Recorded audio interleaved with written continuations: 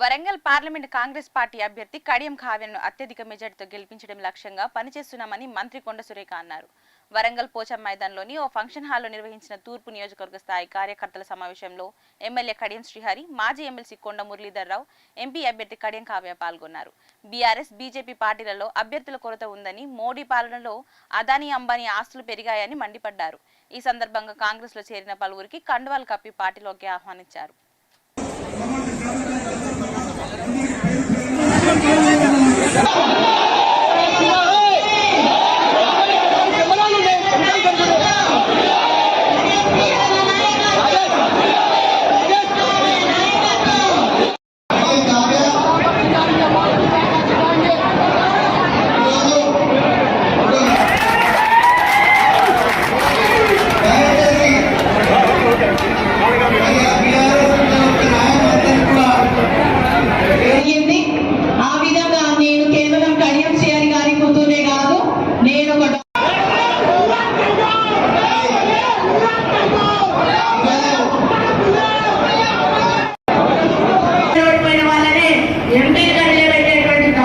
దౌర్భాగ్యపు పరిస్థితి ఆ రెండు పార్టీలకు వచ్చిన